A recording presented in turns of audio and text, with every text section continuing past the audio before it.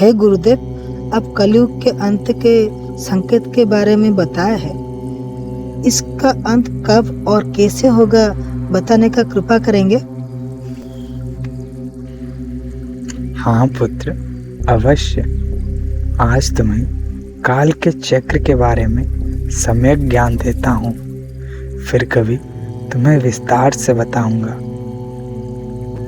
एक कल्प में 4 युग आते हैं: सतयुग, त्रेता युग, द्वापर युग और कलयुग।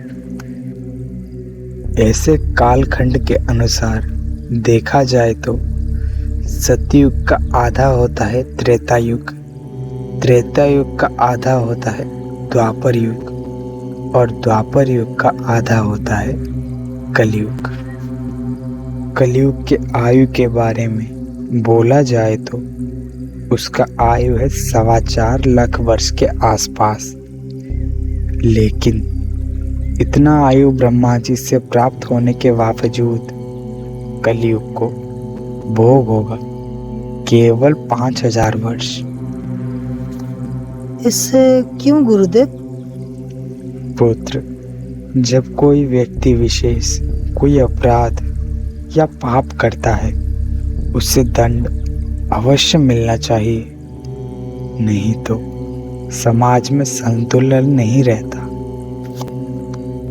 अगर समाज में हर व्यक्ति उस पाप को करते तो फिर वो व्यवस्थित रूप से करते। उस क्षेत्र में दंड का विधान और स्वरूप क्या रहेगा? ऐसी स्थिति में प्रकृति के व्यवहार संतुलित नहीं रहता। प्रकृति अपना नियम से बंधा होने के कारण इस क्षेत्र में युग का आयु कम हो जाता है। गुरुदेव, कलयुग के मानव समाज में ऐसे क्या क्या पाप करेंगे जिसके प्रभाव से युग के आयु कम हो जाएगा? थोड़ा विस्तार से बताने का कृपा करेंगे? पुत्र, कलयुग के मानव हर एक पाप कर्म में लिप्त रहेंगे, लेकिन तुम्हें वो प्रमुख पाप के बारे में मैं बताता हूँ। नीच पाप, मित्रद्रोह, गुरुद्रोह, ब्रह्म हत्या, भ्रूण हत्या और विश्वासघात। ये बात याद रखना, सारे पापों का कोई ना कोई प्रायश्चित का विधान जरूर होता है, लेकिन संसार में गुरुद्रोह सिर्फ एक ऐसा पाप है जिसका कोई प्रायश्चित का विधान नहीं है, और कलयुग के सारे मानव इसी पाप में लिप्त रहेंगे। पुत्र, तुम्हें द्वापर का वो वर्णन तो सुना ही होगा। भगवान श्री कृष्ण गोप के नारियों के वस्त्र उनको सबक सिखाने के लिए चुरा लेते हैं।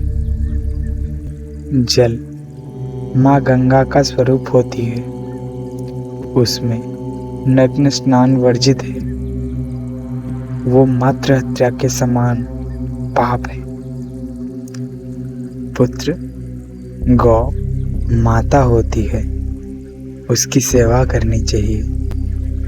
कलयुग में लोग इस पृथ्वी पर इस प्रकार का कब्जा कर लेंगे, उनके लिए गोचर भूमि नहीं रहेगी। खाने के कमी के चलते गोवंश लुप्त प्राय हो जाएगा। ये मातृ हत्या समान पाप होता है।